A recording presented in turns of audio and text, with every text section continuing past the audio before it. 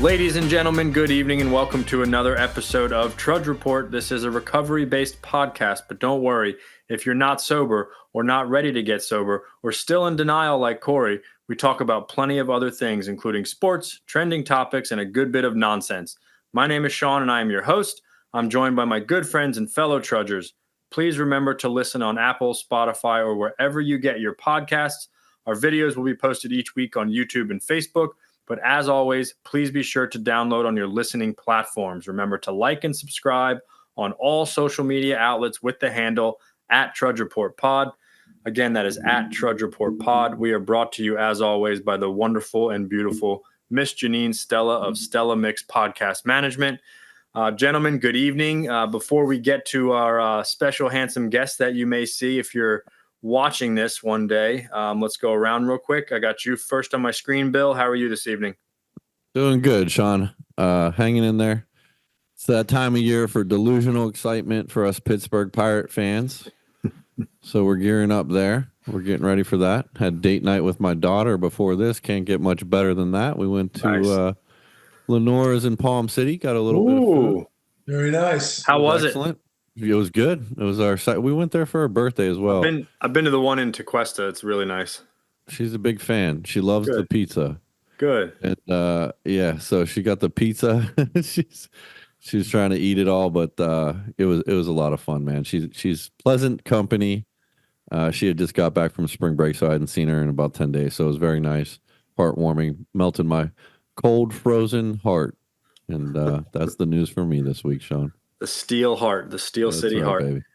Very good. Greg, nice jersey. What's up? Thank you. Doing all right, man. Not to like dampen the mood too much or anything, but my uncle passed away on Friday. So, we've been getting through over here, but I am rocking the Cleveland Indians gear tonight as a tribute to him because he was a diehard, lifelong Cleveland Indians fan. Cleveland Indians. That sounds familiar, but that's right. He did not believe in the Cleveland Guardians like most of us real fans. Right. So, Sean, you're going to insult the guy on the air after his uncle passed away? Right, exactly. Good God. So, I'm not insulting his uncle. He didn't pass away. But yeah, man, it was unfortunate. He was 60. He was born with cerebral palsy. So if anybody knows what that is, it was a rough life for sure. But definite, like, just great reminder of how to live, because the dude woke up every day with a smile on his face and just loved life. You know what I'm saying? And I think too often times, like we all of us, definitely us in recovery can relate to like playing the victim and the woe is me kind of stuff, but when you really have all of the cards kind of stacked against you and you still manage to, like I said, wake up every day with a grateful and loving heart and a smile on your face and go out there and get life, man, that's inspirational for sure. So, well, R.I.P. to your uncle. Yeah, my condolences. Maybe the Indians will win the pennant this year. Perhaps. That would be magical. Corey. Win the what? It's called the pennant. Oh, I forgot he's not a baseball fan. What's that? It's like winning your conference, being like the conference champion or division champion is what it is. Winning the pennant. You didn't want to say maybe they'll win the World Series? Well, that's not the World Series. What's the World Series then? That would be like winning the pennant is like being a conference champion. So you got to win that to go win the World Series. Correct. Yes. I could be a wild card. Yeah. Yes. You could be a wild card. Corey's learning a lot about sports. He is learning a lot, yeah. Via this podcast. So I got football down way better than I ever thought I would. I mean, I still don't know like a lot about what I'm watching when I'm watching it. Corey, tell me what a suicide squeeze is. I can tell you what Saquon Barkley looks like when he takes it home 72 yards. I can tell you what that's all about. Something else about when he's by September. We're going to hear about Bryce Harper. Why did I say that? Snapped his streak and this and that. Mm-hmm. I don't know, guys. And then by late October we'll hear, the Eagles season's over, dude. I can't. They're terrible. It'll happen way before that. Yeah. I mean, it was mid-July. Phillies suck. Let's get on to football season. you know who doom and gloom over there. Flyers suck. The Flyers suck bad. Oh, well. Anyway, I'm fine, guys. I'm good. I'm very tired actually, but working a lot, but yeah, all is well. I'm trying to make a purchase soon of something we talked about earlier this year at the turn of the year. We talked about no. Oh. What the hell would I want a house for? I want a guitar amp. I want a guitar amp, Sean. Priorities. Okay. Right. Priorities there, fellas. A house? No. My family will figure it out. I want a guitar amp. I want my dream amp. I'm an adult now. I have my own money. I can purchase it when I stop being scared. So that's I'm just saying. Yeah. You can crash on my couch, Corey, when your wife finds out. I got it cleared. I got clearance. I walked in the Guitar Center on Sunday. The amp was there. I was looking at it in all its beauty, and I got the clearance to buy it. And I still was like, I can buy it another time. It's fine. You got the clearance from Guitar Center or from your wife? From my wife. Oh, okay. It's like when your mentor says you're ready to leave the halfway house, but you're like, I'm going to stay another month. Yeah, exactly. I need to help these guys out here. I feel like I owe it to them. I'm sure now. I just had a major car repair, so that's ultimately why it didn't happen. Did you go see our boy Dustin? Oh yeah. I'm going to see him this week for some brake pads and rotors. That's also in the plans soon, but we got Gabby's AC completely redone. Oh, that's good. That's important coming up on summer. Yeah, it's costly. You don't want to. I lived many years in my addiction with no AC in the hot Florida summer, and no, thank you. I'll spend as much money as I need to. Yeah. Did the T-Bird have AC, Sean? I don't know. Huh? Did the T-Bird? I said you had many years in your sobriety. The T-Bird ran well. Okay. In sobriety. Now, there were some repairs that I neglected in the addiction, but once I got sober, I had the good fortune of not getting my license back for a while. So my dad actually fixed everything in the T-Bird that needed to get fixed. So by the time I got my license back and I got the car back, it was ready to go. But yeah, it did. There was one time where the brake boosters, I don't know much about that stuff, but I know they were called brake boosters. They went in the T-Bird, and I had to, I could barely stop for a week. I'm driving around and I'm hitting the brakes 300 yards in advance, just pushing it down to the floor. Oh my God, I'm not going to stop. But eventually got those fixed too. Nice. Wow.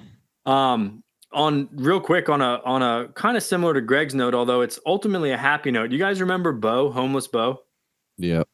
So he passed a few weeks ago. Cancer. He had cancer. He finally got him, but if you guys remember Bo, he was we used to make jokes he was the Duke of the homeless around here, because he knew everybody. He was just Prince it's kind of hard. It's kind of hard to have we had a memorial service, not me, but his brother put on a memorial service for him today down by the dock under the bridge. It was very nice. A lot of people, good amount of people showed up.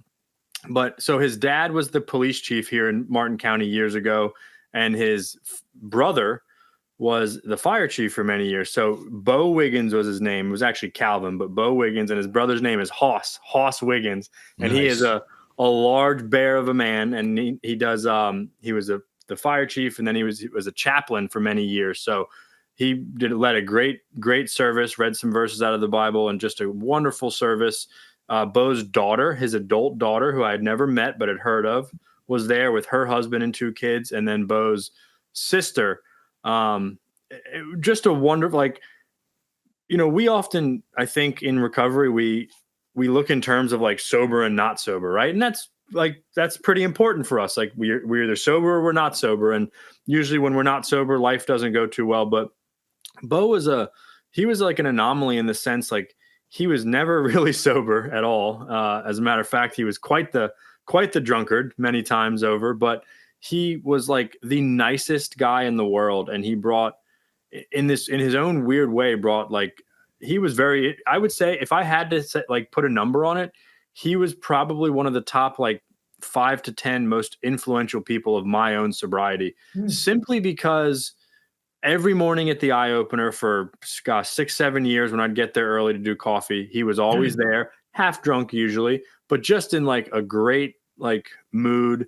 And it was a very interesting service today in the sense that you had a lot of the other homeless guys there who a lot of them are not sober and not doing well. You can just see it. And then you had like a couple guys that had been homeless for years and years and are sober now, and the difference in them, and just I don't know, it was a very emotional, very wonderful service. And shout out to Bo and his family. It was they dumped his ashes in the water right there. And a couple of the homeless guys actually made like one of those wreaths that you can like put in the water and kind of, I don't know. I just thought it was very cool. It was a very cool morning and stuff. I nice shed some gesture. tears, and it was good. It was good. So shout out to Bo, shout out to his family, Yeah. Awesome. Also to a person who listened a little, and we lost this week to Keith, and condolences to him and his family and his brother Craig. Yeah. His brother Craig actually gave me Keith half a Devine? wardrobe. Correct. Yeah. Yeah, Keith He Devine. passed? Yeah. Yeah. Oh, man. Early last week. Yeah. Oh, Pretty suddenly. So condolences to them. I know that everybody's in shock about that. And he was a guy too that, whether in the rooms or not, like when I saw him, always approach him, he'd talk to me, and he was always just straight up, but always had a smile on his face. Yeah. Sort of the same ilk as Bo, but kind of like a younger dude. Yep. Yeah. In that light, but always like everybody, the universal message with him was like always joking, always had a smile, good dude, good soul. You know what I mean? So condolences to their family as well. Yeah, I mentored Keith for a little while some years ago. He was a good guy. He was a very likable personality, that's for sure. Yep. Couldn't stay sober to save his life, but he was a very likable personality. Now, Bill, He'd did be I the know first to him? admit that.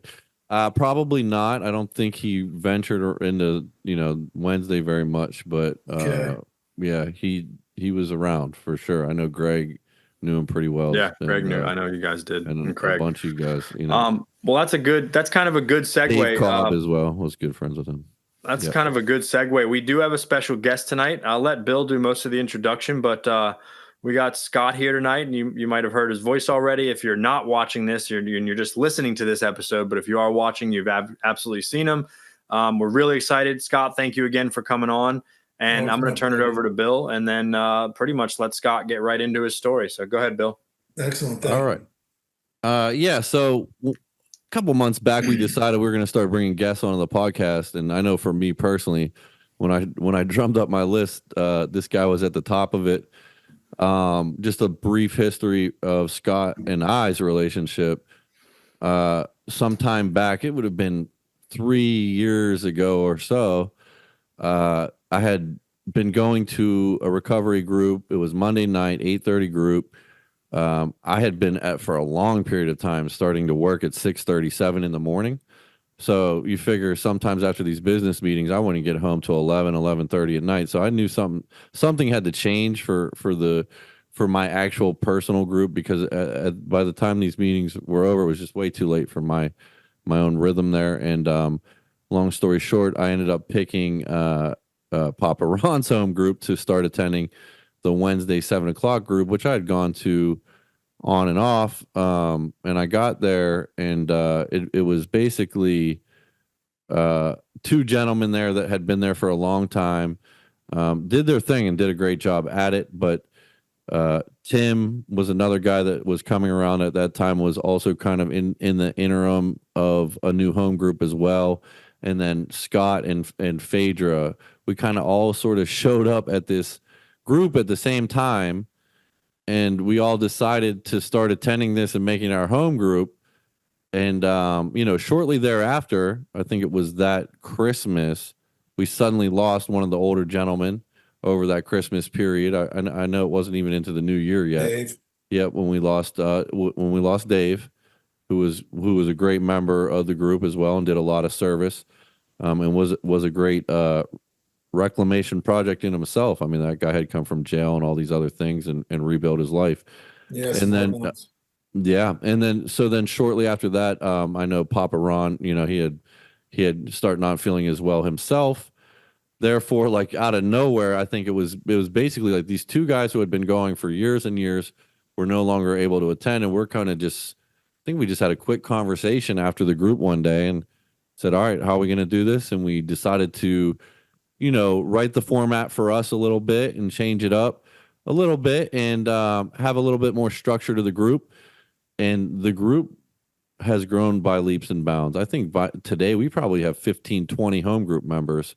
And I would venture to guess that 12 to 15 of those are active every single month. So to me, that's a strong ratio. That's important. It's not a lot of come and go. There's a lot of group activity. Scott and his wife have hosted the entire group for Christmas parties and, kind of done that thing 2 years in a row. And they've really just kind of been the glue to that group. So, meeting Scott and Fader down there was just awesome. And I got to learn about Scott and his background. And I'll let him get into that.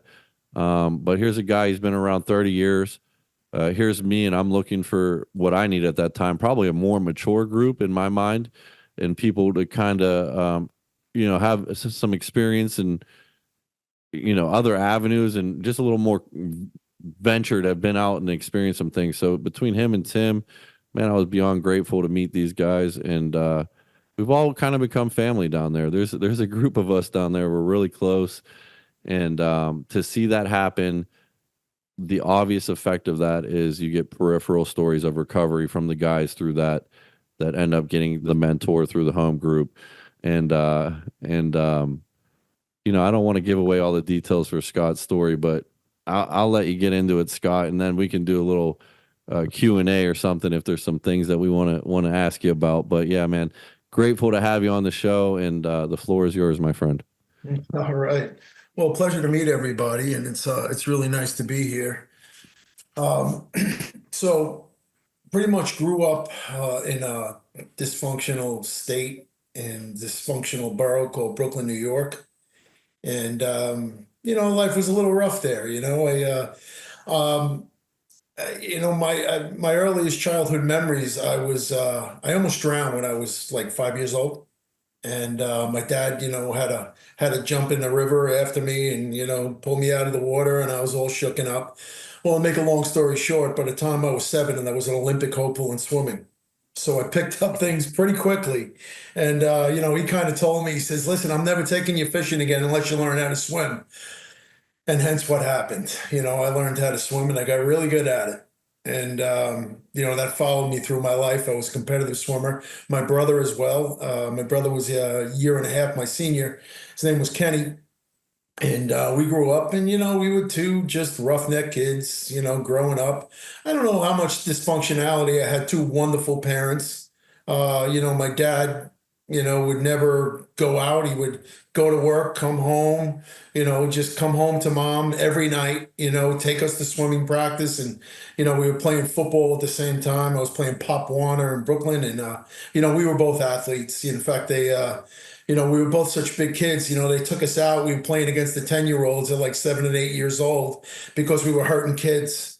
And it was what it was. But then when my my athletic career, so it just started up.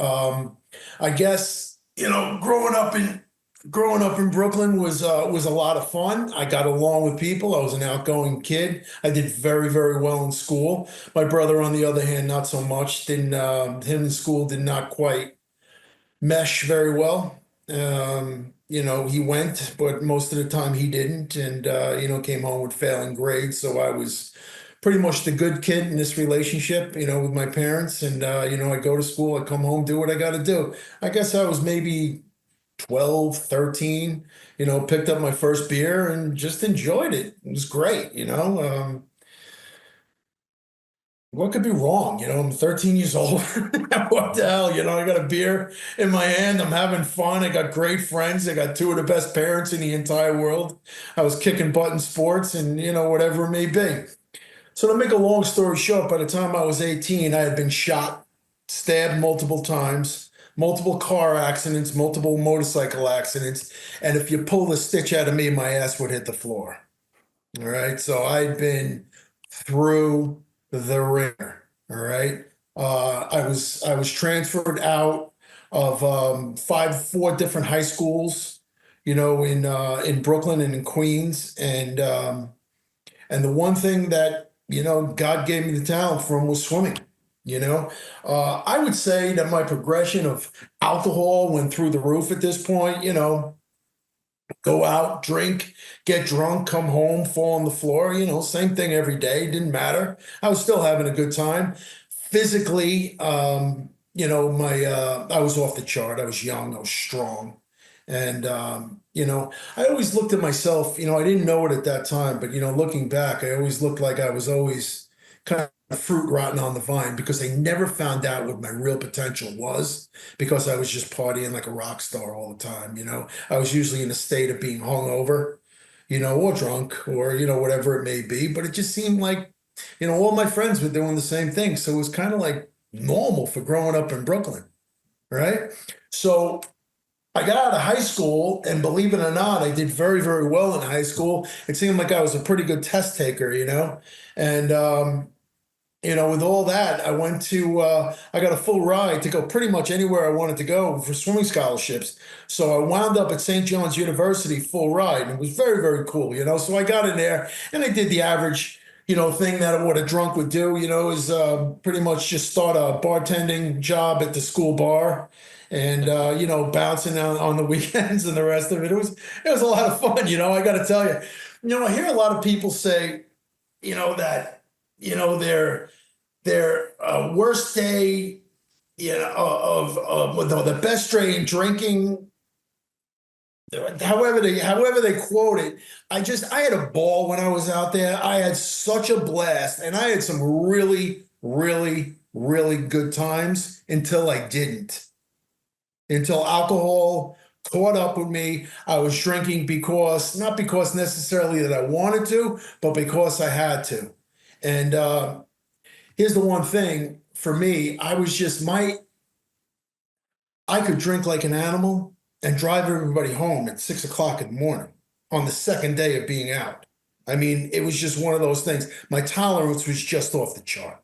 It really was. So I wound up at St. John's University. I did fine, full ride. I was busting records, NCAA, the whole thing. I guess my ego went through the roof because I was in the school paper. I was MVP every year, Beast of the East, in there with Chris Mullen, Walter Berry, Dennis Blygen, who went to the Jets. Yeah.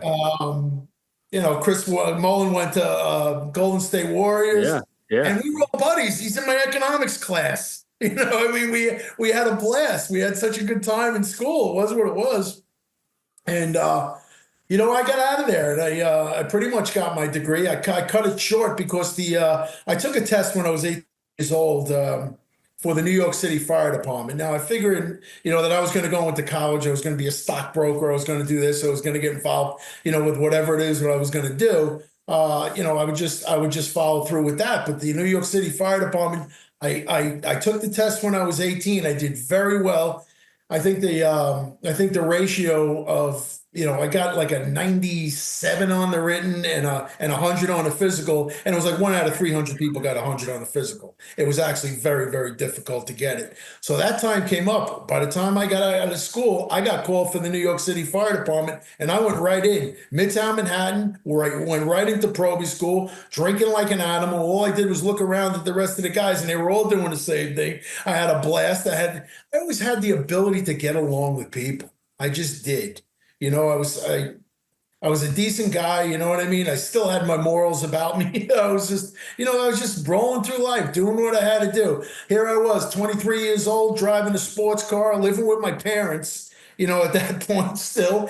And, in Proby school, just doing the best I can. I wound up out of there going to Midtown Manhattan on 51st Street between 3rd and Lexington in latitude 15 out of the 300 guys that I went to Proby school with went to trucks, and I was one of them. So here I was in big Manhattan. I've been there like twice in my entire life. No idea where I was, looking up at the buildings. Just started being a firefighter, was pretty lost, and I just walked into there and found a couple of guys that drank like I did, and I was home. I was absolutely home. And my progression just took off while I was doing it.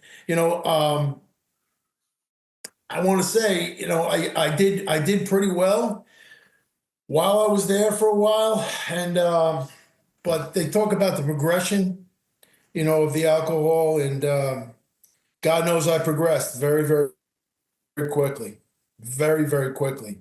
And, it wasn't a good thing. There were times that I was drinking at work and driving also, on occasion. But, I try to keep that to a minimum.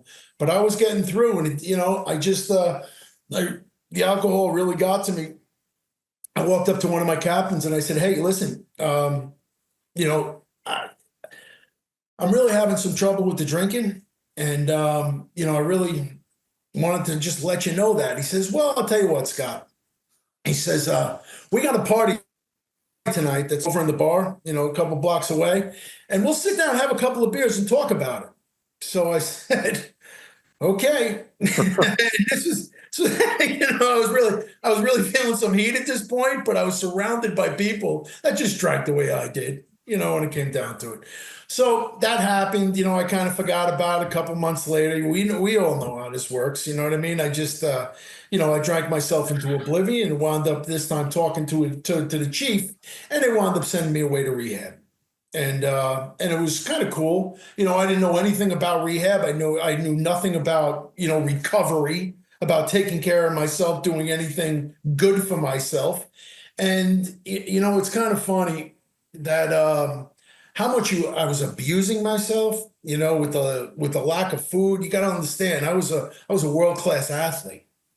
All right. And all of a sudden, so I went down from being like, 225 pounds of twisted steel to about 125 pounds, like the Casper the Friendly Ghost look with that embalmed look, you know what I mean, that I had. And, you're not showering, you're not brushing your teeth, you're not eating well, you're not doing anything. Well, I wound up in this rehab. And, I thought it was great. I went to this place called Seafield Center in Long Island. And it was just great, So we went out there. It was in the middle of summer, and it was a bunch of people running around, playing softball and volleyball and stuff like that. And I said, "Well, if this is recovery, I can get used to this."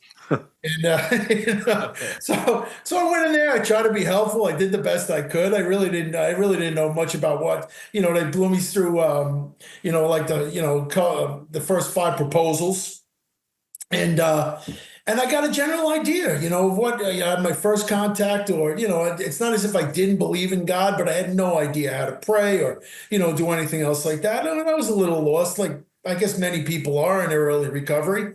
And, it took some time. So I went in there.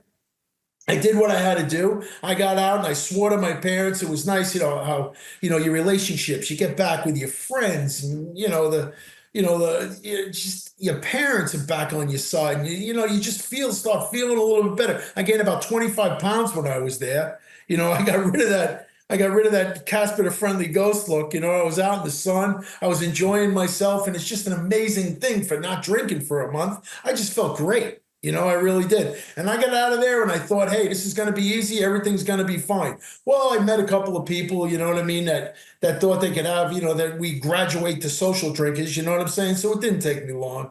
The progression of this thing, I got knocked on my ass a few times. And I just said, you know what? So I went back. I'm all jammed up. I walked in, in the Hall of Shame. I walked back into my job and say, hey, look, what can I do? What can I do? And a lot of guys, it wasn't as if I was screwing up too much at work, because a lot of guys were doing the same thing that I was doing. You know what I mean? I just knew that there was something better for me out there than this torture that I was putting myself through, drinking on a daily basis. You know what I mean? Just wandering around in a non-sober way. Let's put it that way. So I wound up in an outpatient rehab. And, for the first time in my life, I really began to listen. It was in Lower Manhattan. There were some strange people there, to say the least. And, but then again, I always had the ability to pretty much get along with people. And, it wasn't long. I went through that, and I just started my, I don't know, just my trek.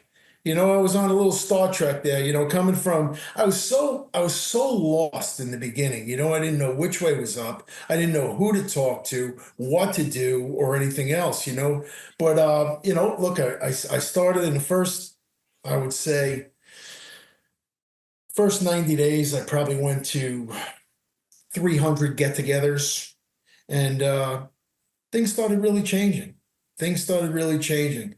I realized that there was a little bit of happiness in my life instead of walking around as an active hemorrhoid. I was just, I was really starting to talk to people, get to know some people, and whatever it may be. I had been very, very lucky. On the New York City Fire Department, obviously we see some stuff that's pretty crazy. We see some life-threatening stuff. A couple of my friends were killed. Louis Valentino being one of them. He was killed he was a close friend of mine when I was younger. And he was killed. He was actually one of the guys that I went on the New York City Fire Department, because I used to go to his firehouse and just, he said, Scotty, take the test. And I did. And it was really tragic, with some of the stuff that I had to go through. 9/11, I was already out of Manhattan and in Brooklyn by the time 9/11 happened. So in between this entire time, when I was trying to get my act together, I had been sober about 5 years, and my brother was also introduced to recovery. And he was crazy. This type of guy that would, drink, party, and just wipe out entire bars. He's an absolute animal. 300 pounds of twisted steel, crazy. I could fight. That's it. Violent. And it was sad. It really was. But he wound up getting arrested a number of times or whatever it may be. We'd have SWAT over at our house in Brooklyn, I don't know, a couple of times a week. And he passed away from drinking. And it hurt me, but it hurt me an awful lot losing my only brother. But I did realize how serious this thing was, and I just carried on. 9/11 hit, 2001. I transferred into Brooklyn, and watched a couple of hundred of my friends die. And I'd gotten hurt several times before 9/11. So I got my shoulder ripped out of my socket backwards. And that was a lot of fun. Then it happened again and again. And they finally had put me off the job just prior to 9/11. And what a great career, and some of the finest men and women that I've ever met in my entire life. That are friends. In fact, ironically, I'm going to St. Lucia next week with all of my friends from 40 years ago, them and their wives, including my wife. So we're going out with about, I think, 6 or 7 couples. And, so it'll just be a beautiful thing getting together with everybody, because it's hard to stay in touch, over the time. So 9/11 happened, and it put me into a frenzy, and the truth is, I struggled, I just struggled an awful lot. And, I prayed and did, but I really just suffered, I didn't pick up a drink. I didn't do anything like that. But I got to tell you, when praying, it was a wild thing. It just did something. It just did something to me. You know what I mean? I was wandering around the funeral homes by myself, just trying to find where places were. I didn't even know that people weren't even there because they never even found them. You know what I mean? I was walking around with a tear in my eye the entire time. It's probably one of the worst times in my entire life. And to be honest with you, I was absolutely mad at God. And I was just wondering how an almighty God could let something like this happen. Hey, Scott, can I just to kind of keep the flow going, can I ask a question about 9/11? Of course. You had said you got your arm ripped out of your socket, which sounds extremely painful. Just prior. Right. So, and they took you off the job. So is there, and again, you can answer this as much as you want or not as well. Is there like a lot of guilt and shame surrounded that you weren't one of the ones that kind of ran in and like you said, you saw a lot of friends die, like call it fortune, call it whatever you want, but is there like some guilt and shame surrounding that that you should have been in there with them, or you just kind of grateful knowing that maybe God had a different purpose for you? Yeah, I call it survivor's guilt. And I did. Yeah, I did. Because if I was going to leave this, if I was going to leave this world, you know what I mean? It would be through a good cause. And if I could, it would be through helping somebody else or trying to get somebody else, trying to save somebody's life. That was a really, really big thing to me, Right. when it came down to it. But, it was just, the idea is, it was just so overwhelming. Right. It was just so overwhelming. I went to work with these guys. I knew most of them. You know what I mean? And it was because Scott, they were like, it was a community. Whether you were in a different ladder or division, you guys still all kind of knew each other, or to some extent. So yeah, I can't even imagine. Man. Yeah, you're absolutely right about that. Yeah. You're absolutely right about that. It always, so I pretty much got off the job in the middle of 1999, and then just spent time, in the firehouse with the guys, doing what I got to do, because I had gotten hurt so badly on the job. It wouldn't allow me to go back. So I, did the only thing that I could at that point. Right. And nevertheless, it was kind of strange, like George Foreman just passed. And John Sonino was the guy that wrote the Meals on. We went to the Meals on Wheels telethon. He wrote the Fireman's Cookbook, believe it or not. And John was a personal friend of mine. So he said, "Scotty, come on." Well, George Foreman and Joe Frazier were at this thing, and it just turned out that I was the first guy online, and Joe Frazier, George Foreman, and myself were at this Meals on Wheels telethon. And I think the Knicks had just played and won the championships. I couldn't even tell you what year it was, but George Foreman put a headlock on me on stage, on television. Okay. And Joe is trying to break us up. It was the funniest thing he ever saw. Well, I spent two hours of my life, and I just posted on Facebook, the picture of me with these two guys at the Meals on Wheels telethon, which was one of the coolest things that I've really ever been through. And I spoke to them after that, which was really, really good. And there was a bunch of Valerie Harper and, a couple of other celebrities and the rest of the stuff. We brought a couple of the firemen, along with this thing. It is what it is. But are firefighters, not to sound, kind of whatever, but you have all the TV shows and all the movies. There's always a bar that all the firefighters go to drink at, and the cops go to a different bar. Or sometimes the cops and the firefighters are in the same bar. Is that really how it is, especially in New York? It is. You're absolutely right. But we were right next to the 17th precinct. Okay. And it's just, I can speak for myself. I get along with everybody. I don't care if it's a cop bar or a fireman bar or whatever it may be. I'm just going to get along there to have a good time. It is what it is. So we, there's these little differences of opinion and blah, blah, blah. But you want to know something? I give my life up for any one of those guys, including firemen. And, just to this day, I have so many firefighter friends. And, it was just kind of really cool. But so as I got through the 9/11 thing, which I can't even say that I got through it because I never did. I left New York. 9/11 did happen. I did the best I can. And then I moved down to South Florida. I moved to Jupiter. In 2002, by myself, I just bought a big old home in Jupiter and started staying there, and started coming to meetings here. Just doing what I had to do, and I did that. I did that for a couple of years. I got into some real estate, and I started doing that for a couple of years, and everything was pretty good. I got to tell you.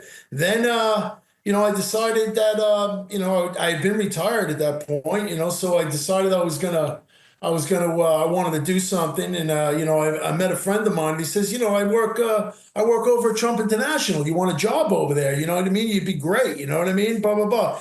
Get this permit, get this, get your gun license, all the rest of the stuff, and see what happens. Took me about 2 months and showed up at Trump International, working nights just for something to do. Just really for something to do right here in West Palm Beach. So I worked there for a couple of months, and the wintertime, everybody starts coming in. Trump International is a big golf club or whatever it may be. I'm there for the first day. I got a suit on, and here comes somebody in a Rolls Royce, and it's Donald Trump.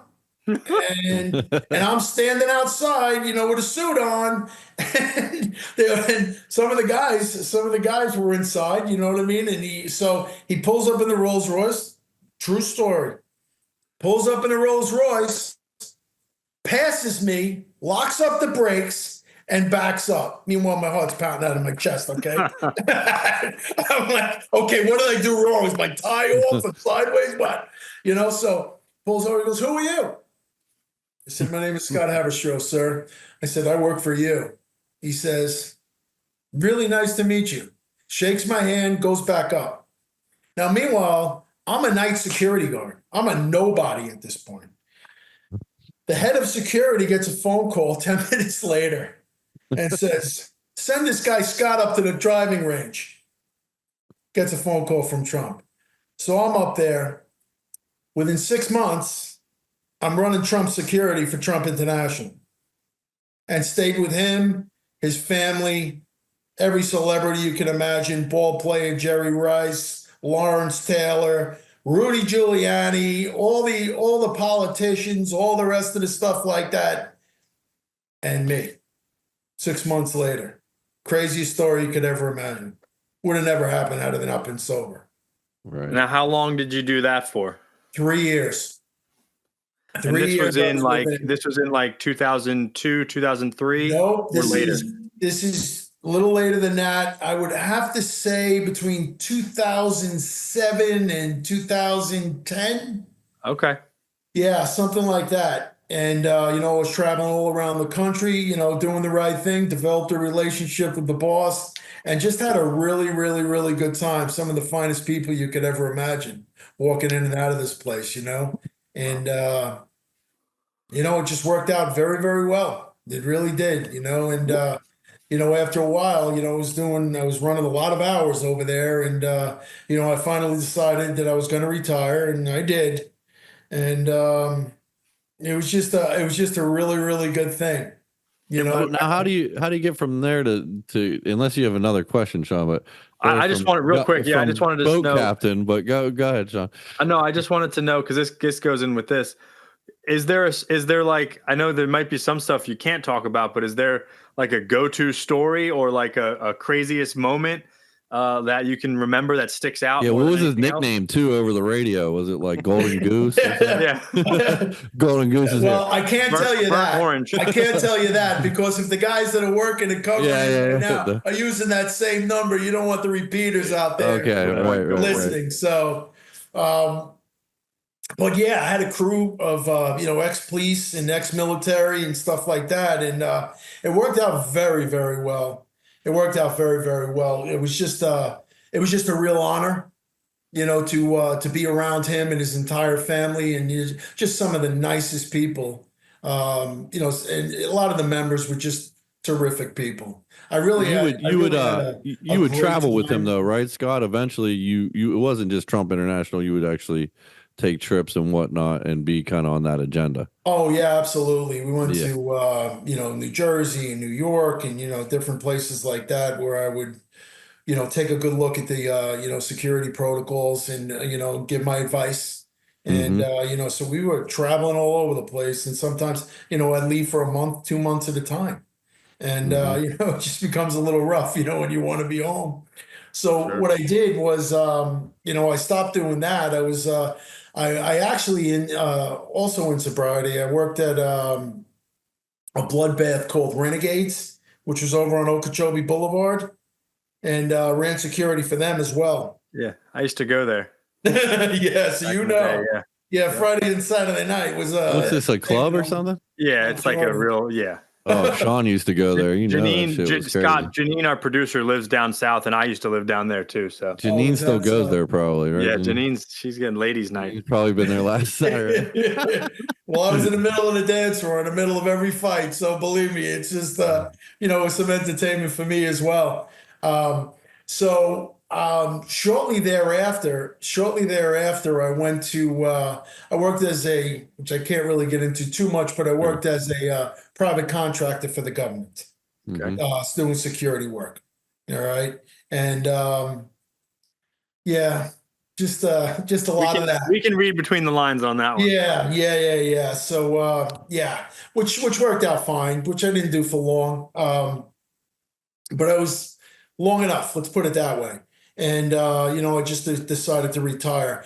So getting back, most of that time, so I just celebrated 34 years of sobriety. All right. I'd say I've earned a lot of that. And I spend the time with a lot, and I listen to a lot of people, and they were talking about, prayer and meditation and different things like that, which I am very, very, very fond of. But also, some of the things that people said, you know what I mean? If you're not being spiritual, and, there is no way that you're going to stay sober without, God in many different ways. And I understood that. But I have to tell you that when I was by myself, and the only thing that I could really think of many times is just, I want to call it deep desire. I really had known, I got knocked on my ass a number of times, and I wasn't about to do it anymore. And, how many times did I pray? And some of my biggest fears were just when that time would just come over me, where I wanted to drink so bad and I wasn't around anybody and I had really no defense. And it happened to me a number of times. And my defense was deep desire to not do it. Just go watch television, go take a shower, go do something else, okay, to get rid of these thoughts. Call somebody up on the phone, show up at somebody's house. And that did. It really, I managed to get through, a lot of very, very difficult times. My life was not easy. The craziest part, New York City Fire Department, you know what I mean? How I even survived that. But we used to do a tremendous amount of scuba diving, like very, very deep diving and different things like that. I should not be here.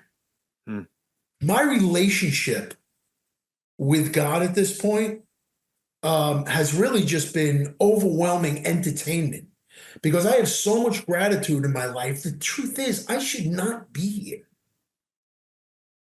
I could tell you 20 stories, okay, where I should be gone. And for some reason, scuba diving 130 feet in the middle of the night by myself with my dad up in a boat, reading a newspaper, my light goes out, I'm inside a wreck with 60 pounds of lobsters in a bag, and I don't know where I am. Wow. I got about 200 pounds of air, and here I am talking to you. So my point is, my relationship with God at this point is very, very real. Is extremely real. He's saved my life several times. And I have to laugh. The gratitude and thanking him for where I am at this point is just completely off the chart. I feel like I've gotten more than I actually deserve. My life today is wonderful. I live in a beautiful home. I have some wonderful friends. I have a gorgeous wife. Absolutely gorgeous wife that's on my side, takes care of me, good to me, good for me, on a daily basis. She's also in recovery, right, Scott? Yes, she is, and she's sober 5 years, and just a wonderful person with a wonderful family. Yeah, and it's just it's really been a beautiful thing. I look back in my life, and I wouldn't have had it any other way. How did I do it? I went through the proposals. I got somebody to take care of me. I found my tribe. Bill talks about it all the time. I found my tribe. I find people in my life. Remember, you were just talking about Tim, Bill? Yep. He was over today. Tries to come over. He comes over 3 times every day. Hang out. What time's dinner? But it's the funniest thing. You can't make this stuff up. Right. You really can't. We go over to that same hall, and we speak to people, and we help people on a daily basis. You know what I mean? I have guys from 25 years ago that are calling me up and saying, Scott, I got a little issue today. I just wanted to run it by you. My life today is just really just off the chart. You know what I mean? I've just experienced so many different things. Oh, by the way, so in the meantime, way back in the '90s, I wound up with a captain's license with a charter license. With the fishing and all the rest of that stuff, which was also very, very cool. Which I gave up. So this year, I gave up the charters. Both my parents became very, very sick. All right. My mom had dementia, and she had passed away 3 months later. My father passed away, and God rest his soul, and having the two best parents in the entire world. But I did give up all the fishing charters as the result of having to take care of them. Yeah. And, the gratitude that they had for me at this point. But isn't it nice that we live a life where, our parents take care of us, and then all of a sudden when my parents needed me, I was there for them. Every moment. There is nothing stronger than that relationship, with a father or a mother, and to be able to bring them to the doctor, pick them up, grab them off the floor when they fall, and take care of this thing. The nicest thing about all of it is there's just no guilt. There was just so much love between my mother and father, and I miss them so badly at this point. I really do. But let me tell you something. No drink or substance or anything else is going to bring them back. And it's not going to put a smile on my face. It's not going to do anything. I've been at this for quite some time. And I feel absolutely blessed to be supported by the people that surround me, like you guys. Yeah. And you essentially had lost them back to back, right, Scott? I mean, it was a quick period of time, 6 months or something, right? 3 months. And 3 months, and to see that and to see you handle that, man, was inspiring. I even recall you were heading out of town, and you were making arrangements with me in case your dad, everything was okay, and just the care in which you had meticulously thought about every situation for him, and how like inspiring that is. Like, hopefully one day my kids will love me in that scenario, and like you said, to be of sober mind is probably the only way me or you are ever going to achieve a feat like that. But to watch you walk through it, man, with that grace, it was inspiring. Thank you. And believe me, it was sometimes I just needed to put on a poker face because, you just do the best you can. And, just trudge that road of happy destiny. Yeah. What is it that we can do? What is it that we can do? And they were gone, and I still miss them, but I'm not, there's no regret. I would say to anybody at this point, you know what I mean? Just make sure that you're there for people who were there for you. And Bill, I have plenty of acquaintances, and, but you and I became friends very, very quickly. There's no question about it, because we were there for each other. We talk on the phone, and, that's what I look forward to, with the entire group. And has brought me to where I am today, in front of you guys. It's been on a podcast. Yeah, on a podcast. Sharing my story. It is what it is. And, there are hundreds of other situations, that have gone on, you know what I mean? That, I'm sure I can share with you guys at another time. But it's, it's just really been a blessing along the way. My sobriety has just been key. It really happens. You know what I mean? Two things, down Scott. Drink has been tremendous. Yes. Tremendous changes in my life. First thing, Avia desperately wanted to make it to the podcast tonight to talk to you and give you her blessing on my daughter. So, so I don't know what she's going to yell at you or give her. She said she wanted to give her blessing, but we'll take her word. Nah, she wants to put me in timeout. Yeah. But also too, Greg and Corey, do you guys have? I don't want to abruptly end, but I know we're closer to an hour. Do you two guys have any questions, comments? Well, I appreciate you coming on, Scott, and listening to your experience, man. Definitely, like a lot there, and certainly like really uplifting and a great message.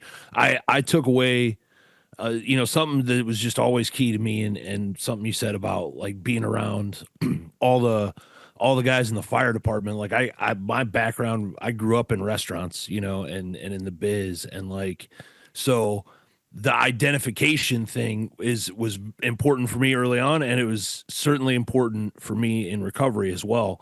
But yeah, like you're around all your people, like, and I remember that feeling of being a teenager and taking my first drinks and being like, the first night puking all over myself, and then being like, that was cool, we should do that again, type deal. And then Right.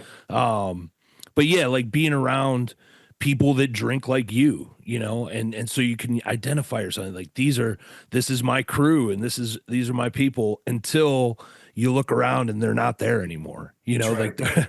Like they've all kind of pushed you. That dude's too violent. He gets too wild. He gets arrested too much, whatever the case may be, until next thing you know, you're just left with you and this sad sack. And it's crazy how quickly 10, 15, 20 years can pass doing that. So true. But certainly like for people in recovery too, and people early on, I can also identify myself right out of the rooms of recovery as well. If I don't, get with a qualified mentor and have them take me through, because it really is an individual thing. Your experiences were not my same experiences, and it is about what we can relate to, which is like that spiritual malady that we're all suffering from, right? So like, but that really stood out to me. But again, thank you for coming on and sharing your God story. bless you, brother. Thank you for sharing that with me. That's a good point, Greg. We have our tribe in in our using days. You had restaurant, he had firefighters, I had homeless people, and then we get to sobriety, and we see our tribe again, right? And hopefully this time it's like something that pushes us up. Yep.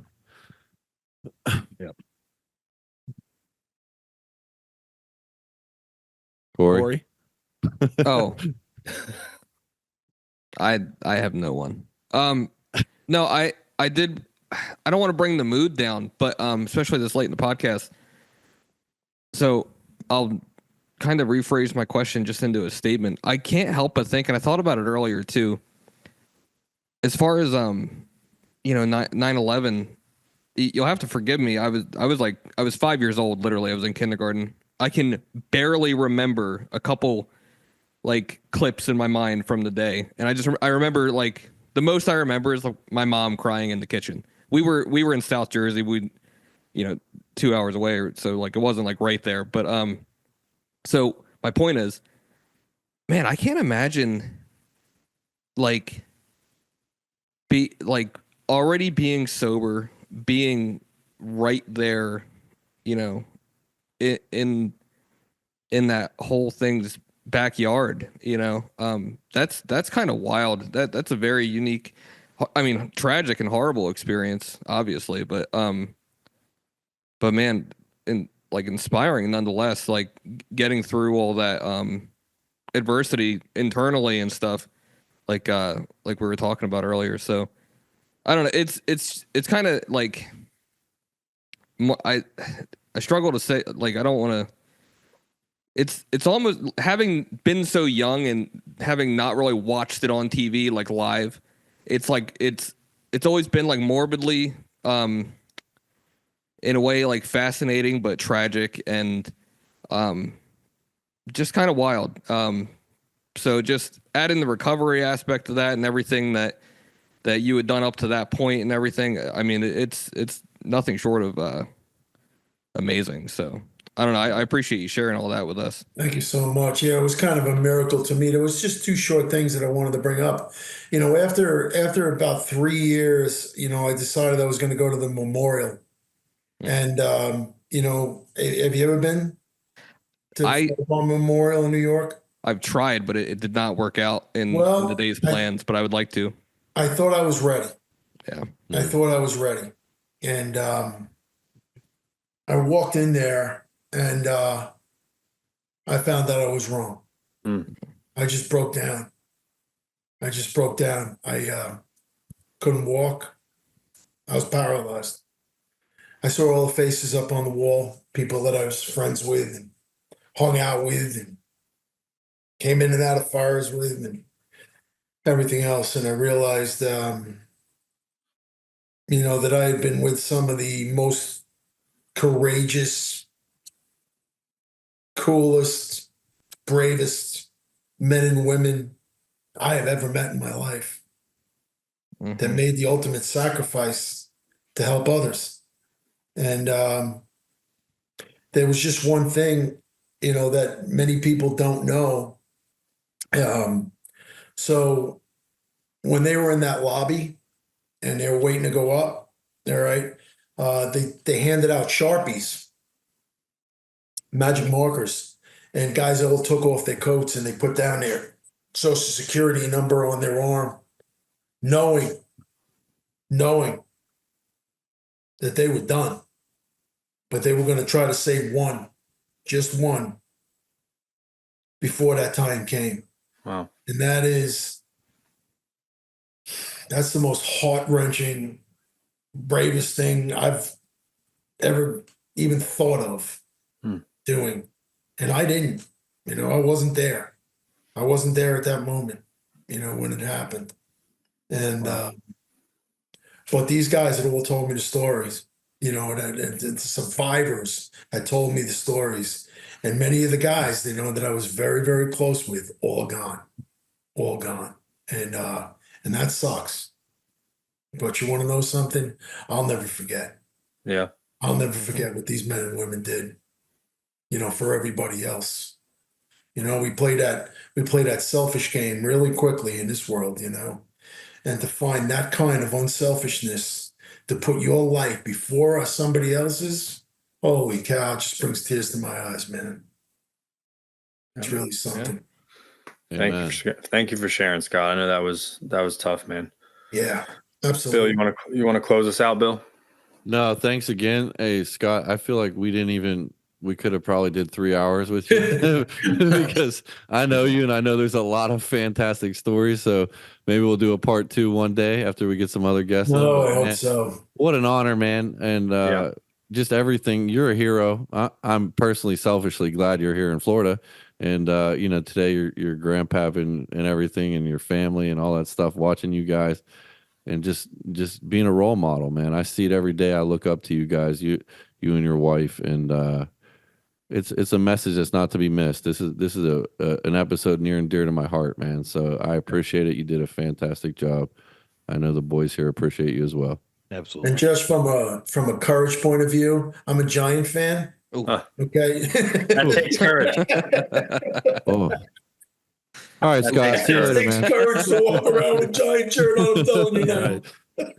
Well, Scott, on behalf of all of us, again, we appreciate you coming on and being vulnerable and sharing some stuff that, like you told us in our pre-planning meeting, you don't always share too often. So we appreciate you getting real with us, and just a big shout out to you and all the first responders back then from 9/11, but also in today's day and age, still just in general, all the first responders, man. You guys do a service that is. It is the epitome of courageous and selfless, no matter what the personal attributes may be. So thank you again. And yeah, like Bill said, man, maybe we'll have story time with Scott, some more Trump International stories or something one day. God bless you all. On another quick note too. So like this Wednesday, Scott, we'll have a personal friend of mine getting his 6-year medallion down there, and he's gonna speak a little bit. And he was a head firefighter, drove the fire truck around Martin County. Oh, is that right? Like Sean said, they're all heroes, man. Because the things this man went through, he didn't go through 9/11, but I mean, I won't even mention it, but the things that they see and they have to see, and like you said, to save one stranger, it's insane. And we salute all those guys. So it'll be interesting to get him down there this week too, Scott. Cool. God bless all of you, and thank you so much for having me. Thank you, Scott. Thank you for being here. Shout out to our listeners. Please like, follow, and share on all socials at Trudge Report Pod. Again, that is at Trudge Report Pod. Email us, trudgereportpod@yahoo.com. Send in your mailbag requests for topics, questions, comments to any of these handles. Remember, We are all here if anyone wants to talk about recovery and our experiences, or if you're struggling with some form of addiction. Thank you again to Janine and Stella Mix Podcast Management. Good night, God bless, and may you trudge the road of happy destiny. We will see you next week.